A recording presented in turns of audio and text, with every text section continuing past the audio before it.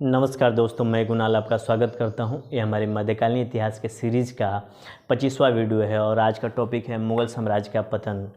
मुग़ल वंश की शुरुआत 1526 एडी में बाबर के साथ होती है तथा 1857 एडी में बहादुर शाह जफ़र के साथ यह समाप्त हो जाता है। लगभग इसका समय काल 330 से लेकर 331 वर्षों का रहा है। किंतु मुग़ल साम्राज्य की पतन की शुरुआत औरंगजेब की मृत्यु यानी 1707 एडी के बाद शुरू हो जाती है। तो आइए देखते हैं मुग़ल साम्राज्य के पतन के कौन कौन से कारण रहे हैं। मुग़ल साम्राज्य की स्थापना 1526 एडी में हुई थी तथा 1707 एडी में औरंगजेब की मृत्यु हो गई थी। लगभग 180 वर्षों तक इस वंश का उत्कर्ष का काल रहा है। इसके बाद डिक्लाइन शुरू हो जाता है। इसके वजह से हम देखेंगे तो बाबर से शुरुआत होती है और बहादुर शाह जफ़र के साथ साथ इस वंश की समाप्ति हो जाती है। 1707 एडी के बाद 150 वर्षों तक मुग़ल साम्राज्य किसी न किसी रूप में रहा है, यानी कि 1707 एक ऐसा लैंडमार्क है जहां से मुग़ल साम्राज्य का पतन की शुरुआत हो जाती है। धीरे धीरे सीमाएं इसकी सिकुड़ती चली जाती है और 1857 एडी तक यह लाल किले के परिसर तक ही सीमित हो जाती है। इसके थोड़े से समय काल को देखें तो 1526 एडी में इसकी शुरुआत होती है मुग़ल वंश की और 1857 एडी में जाते जाते यह समापन हो जाता है। शुरुआती 181 साल जो उत्कर्ष का काल रहता है, बाकी 150 साल डिक्लाइन का काल रहता है, यानी कि इस वंश का टोटल समय काल को देखें तो 330 से लेकर 331 वर्षों का साम्राज्य रहा है। पतन के कारणों को देखें, अगर कोई पहले शुरुआत में देखते हैं कि साम्राज्य की स्थापना होती है, फिर साम्राज्य का विकास होता है, फिर साम्राज्य का पतन होता है और साम्राज्य का अंत हो जाता है। ये प्रक्रिया हमारे भारतीय इतिहास के चारित्रिक विशेषताओं में से एक है। हालांकि ये अन्य वस्तुओं पर भी लागू होता है, ठीक है ना, बट ये हम लोग देखेंगे कि अन्य साम्राज्य, मौर्य साम्राज्य, गुप्त साम्राज्य को भी देखेंगे तो यह इसी क्रम से गुजरा है। सबसे पहले कारणों में देखें तो राजनीतिक कारण आता है, जो औरंगजेब अपनी नीतियों में पतन के बीज बो दिए। औरंगजेब की जो भी नीतियाँ थी वो अपने पतन के बीज बो दिए। सिखों के गुरुओं को फांसी देना इसके साम्राज्य के पतन में प्रमुख कारणों में से भी एक माना जाता है, क्योंकि ये सिखों के अपना दुश्मन बना बैठा था। मराठों से दुश्मनी भी इसकी भारी पड़ गई। जाटों की शक्ति उभर रही थी। विदेशी जिसमें अंग्रेज़, पुर्तगाली, फ्रांसीसी ये सब भारत में उभर रहे थे और अंग्रेज़ों की शक्ति का उभार हो रहा था। फिर राजपूत भी असंतुष्ट थे तथा दक्कन की नीति, जो औरंगजेब की दक्कन की नीति थी, इसके राजनीतिक कारणों में से एक आता है, जिसमें इसके राजनीतिक कारण जो है इसके साम्राज्य के पतन के कारणों में एक माना जाता है। इनके उभार हो रहे थे। हम औरंगजेब के बाद के उत्तराधिकारी जो भी थे, इन सब में उभार हो रहा था, लेकिन जो औरंगजेब के बाद जो उत्तराधिकारी थे अयोग्य थे। इस वजह से क्या हुआ कि ये इन विद्रोहों का जो उत्तराधिकारी थे वो सामना न कर सके और मुग़ल साम्राज्य पतन की ओर उन्मुख हो गया।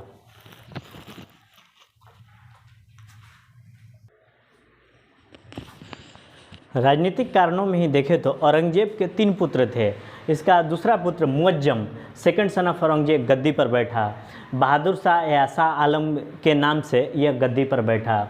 2 भाइयों को हराकर यह गद्दी पर बैठा था। इसके बाद हम लोग देखेंगे कि कुछ शासकों को ये छोड़कर गद्दी संघर्ष का कारण बना। कुछ शासक इसके बाद हुए जो गद्दी संघर्ष का कारण बना। ये सिलसिला जहांगीर से ही शुरू हो जाता है, जहांगीर के बाद से। इससे क्या हो गया कि साम्राज्य और दरबार में गुटबाजी हो गई, जिससे केंद्रीय सत्ता कमज़ोर होगी। जब गद्दी के लिए आपस में भाइयों में ही लड़ाई होगा तो साम्राज्य या जो भी दरबार होगा आपस में गुटबाजी शुरू हो जाएगा कि मेरे गुट का सम्राट बने तो मेरे गुट का सम्राट बने। इससे केंद्रीय शक्ति धीरे धीरे कमज़ोर होती चली जाएगी। जब आप एक सीख इससे लेने चाहिए कि आपसी परिवार में कोई भी मतभेद हो आपस में ही मिलकर सुलझा लें, बाहरी को एंट्री ना लेने दें, ठीक है। तो ये रहा, सत्ता कमज़ोर होगी। अब उत्तराधिकार को लेकर आप, इससे क्या होगा कि धीरे धीरे क्या होगा ना कि जो उत्तराधिकार के लड़ाई को लेकर आप राजधानी में ही बने रहेंगे। आपको मालूम चला कि मैं राजधानी से बाहर गया तो कोई दूसरा उत्तराधिकारी बन जाएगा। इससे क्या होगा कि आप राजधानी में ही बने रहेंगे और अन्य भागों में, साम्राज्य के अन्य भागों में नहीं जा पाएंगे। इससे क्या होगा, साम्राज्य के अन्य भाग मनमानी करने लगेंगे। जैसे इतिहास के पिछले पन्नों में भी हमने पढ़ा था कि जब जब केंद्रीय शक्ति कमज़ोर होगी, प्रांतीय शक्ति अपना सर उठाएगी और अपने आप को स्वतंत्र करना शुरू कर देगी। इनके साथ भी यही हुआ, ठीक है। तो ये अपने के राजधानी में ही बने रहे। इससे क्या हुआ कि अन्य जो साम्राज्य की शक्तियाँ थी जिसमें सामंत आते हैं वो अपना सर उठाने लगे। इतिहास गवाह है, जब जब केंद्रीय शक्ति कमजोरी है तब तब प्रांतीय यानी सूबे, प्रांतीय सत्ता सर उठाई है, सूबेदार सामंत उभरेंगे जिनके पास सेना मनसब है। अब इनके ये तो ऐसे थोड़े एक आम आदमी है, इनके पास भी तो सेना होंगी जिससे ये टैक्स एकत्र कर रहे हैं और अपने क्षेत्र का प्रशासक भी ये हैं। इस कारण ये सूबे पर अधिकार करेंगे, धीरे धीरे प्रांतीय सत्ता अपने को स्वतंत्र घोषित करेगी। इससे केंद्रीय सत्ता सिकुड़ती हुई चली जाएगी। जब अब मान लिया कि इतना बड़ा साम्राज्य है, इसमें से छोटे छोटे पार्ट अपने आप को स्वतंत्र करने लगे तो जो केंद्रीय सत्ता थी वो सिकुड़ती हुई चली जाएगी। यही हाल हुआ 1707 AD के बाद, जब औरंगजेब की मृत्यु हुई, प्रांतीय शक्ति सर उठाने लगी और अपने आप को स्वतंत्र करने लगी। अभी देखेंगे एक पूरा का पूरा उत्तर मुगल काल के शासकों का विस्तृत अध्ययन करेंगे अगले 1-2 स्लाइड के बाद, तो वहाँ देखेंगे कि कैसे कैसे आप जो भी क्षेत्रीय, बंगाल हो गया, अवध हो गया, हैदराबाद हो गया, कर्नाटक हुआ, अपने आप को ये स्वतंत्र घोषित करना शुरू कर देती है। तो इनके साथ भी यही हुआ और मुगल साम्राज्य सिकुड़ता हुआ चला गया और 1857 तक जाते जाते वो लाल किले तक ही सीमित रह गया। ठीक है, और उत्तराधिकार का संघर्ष इनको केंद्र तक सीमित कर दिया। औरंगजेब के बाद जो भी उत्तराधिकारी आए वो प्रशासनिक क्षमता नहीं थी और वे अयोग्य थे। 1707 से 1857 AD के बीच में 17 शासक हुए, परंतु ये अयोग्य और सामान्य किस्म के शासक थे। ये अय्यासी और विलासिता में डूबे रहते थे।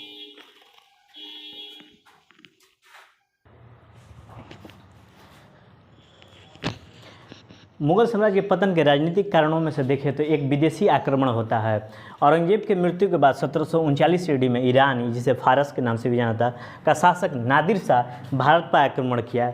ये बहुत ही क्रूर शासक था और इसने दिल्ली पर आक्रमण करके 30,000 लोगों का जनसंहार किया, एक कत्लेआम मचाया।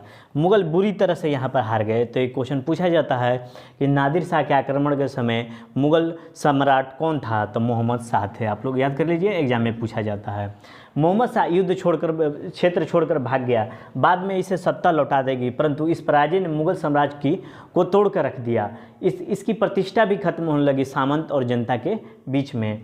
ये सब अंग्रेज देख रहे थे कि मुगल साम्राज्य कमज़ोर हो रहा था और धीरे धीरे अंग्रेज शासन पर अधिकार करने लगे। ये सब चुपके से अंग्रेज देख रहे थे और धीरे धीरे अंग्रेज अपनी शक्ति बढ़ाए और साम्राज्य पर अधिकार करने की शुरुआत कर दी है। नादिर शाह के आक्रमण के बाद प्रांतीय सत्ता स्वतंत्र होने लगी, जिसमें से अवध और बंगाल प्रमुख है। ये दोनों बड़े और धनी प्रदेश थे जहाँ से मुगल साम्राज्य को राजस्व प्राप्ति होती थी। तो यहाँ से मुगल साम्राज्य को राजस्व की हानि भी होने लगी। अवध के संस्थापक के रूप में शहादत अली खां और बंगाल के मुर्शिद कुली खां थे। यहाँ अली वर्दी खां मैंने लिख दिया। राजा घोषित, ये अपने आप को राजा घोषित कर लिए। उसके बाद देखेंगे कि सामाजिक कारणों में देखें तो औरंगजेब एक कट्टर सुन्नी मुसलमान था। इस वजह से क्या हुआ कि समाज में विविधकारी नीति अपनाया, जिससे क्या हुआ दूसरे वर्ग और धर्म के लोग मुगल सम्राट के प्रति सहानुभूति रखना बंद कर दिए और ये मुगल सम्राट के प्रति विरोधी होने लगे। और उसके बाद आर्थिक कारणों को देखें तो ये बहुत बड़ा साम्राज्य था। मुगल साम्राज्य बहुत बड़ा साम्राज्य था, इसके लिए बड़ी नौकरशाही चाहिए, जिसे मनसबदार कहते हैं। जहांगीर के समय 2069 मनसबदार थे, वहीं पर औरंगजेब के समय 11,456 मनसबदार थे। इन मनसबदारों को वेतन दी जाती थी। पूरी दुनिया में उस समय मनसबदारों को सबसे अधिक वेतन दी जाती थी। ये भी अय्यासी में जिया करते थे। अगर देखें तो राजस्व की कमाई कृषि कर था। जो भी कर टैक्स लगाया जाता था वो कृषि के माध्यम से टैक्स लगाया जाता था और इसी टैक्स का भुगतान वेतन के रूप में आगे किया जाता था। टैक्स अब क्या हुआ कि धीरे धीरे राजस्व की मांग बढ़ती चली गई। इससे क्या हुआ कि टैक्स बढ़ाने जाने लगा। टैक्स बढ़ाए जाने से किसान विद्रोही हो गए। और भी आगे चल के देखेंगे कि जो टैक्स की मांग जो इतनी ज़्यादा बढ़ गई कि तो सामंत भी पूरा नहीं कर पा रहे थे और सामंत अपनी जेब से भर रहे थे। इस वजह से क्या हुआ, किसान और सामंत या जागीरदार वो मुगल सम्राट के प्रति बहुत ज़्यादा विद्रोही होते चले गए। यही अगर बात करें टैक्स की कलेक्शन की बात करें तो अकबर के समय राजस्व वसूली खाता था, जहाँ पर उत्पादन के आधार पर टैक्स लगाया जाता था। इस कारण किसान वहाँ पर विद्रोही नहीं हुए, किसान सुखी रहा करते थे। परंतु औरंगजेब के बाद से ये स्थिति धीरे धीरे गड़बड़ होती चली गई। अब अगली स्लाइड में हम लोग उत्तर मुगल काल यानी औरंगजेब के बाद जितने भी शासक हुए उनका एक सीमित अध्ययन करेंगे। थोड़ी जानकारी ले लेंगे। इससे क्या होगा कि इतिहास बोध हमारा बेहतर होता चला जाएगा। एक समय काल की जानकारी हम लोग ले लेते हैं।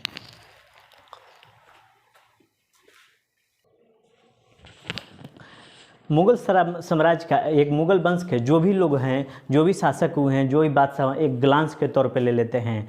ठीक है। इन लोगों को हम लोगों ने प्रारंभिक मुगल शासकों को डिटेल अध्ययन किया, जिसमें बाबर से शुरुआत होती है, उसके बाद हुमायूं बनता है, फिर बीच में सूरवंश आता है 1540 से 1555 के बाद। उसके बाद एक साल के लिए फिर हुमायूं शासक बनता है, हुमायूं के बाद अकबर शासक बनता है, उसके बाद जहांगीर, उसके बाद शाहजहां, उसके बाद औरंगजेब।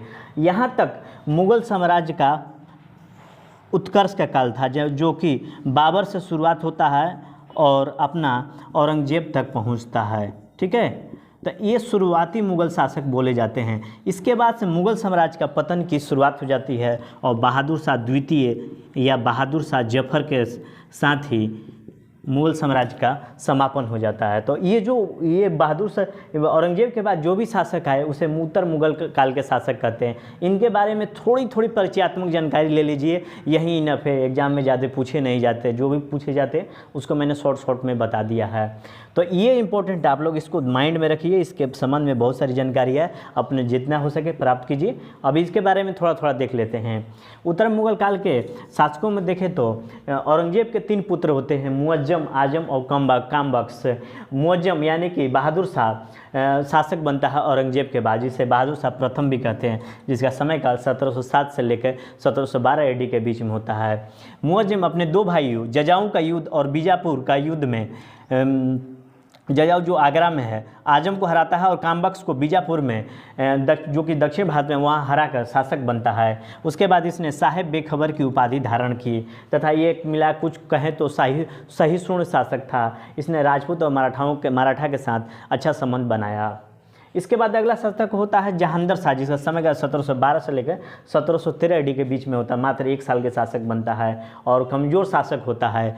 ठीक है ना, ये जो शासक बनता है ये इसका वजीर जो होता है जुल्फ़िकार खां के वजह से ये जहांगीर शाह शासक बनता है। इसके बाद सैयद बंधुओं का उद्भव होता है। सैयद बंधु जिसे इतिहास में किंग मेकर के नाम से भी जाना जाता है, जिनका नाम अब्दुल्ला खां और हुसैन खां रहता है। आप लोग याद रखिएगा सैयद बंधुओं का नाम, ये किंग मेकर के नाम से जाने जाते हैं। और ये इनके जहांगीर शाह को हटाकर फर्रुखसियर को शासक बनाता है और इसे जब ये फर्रुखसियर शासक बना तो ये जो अपने सैयद बंधु है मीर बख्शी इनको बनाता है। ठीक है, तो थोड़े थोड़े पॉइंट को थोड़ा गंभीरता से देखते रहिए मैं क्या क्या बोलते जा रहा हूँ। तो सैयद बंधु जो फर्रुखसियर के शासनकाल में मीर बख्शी बने।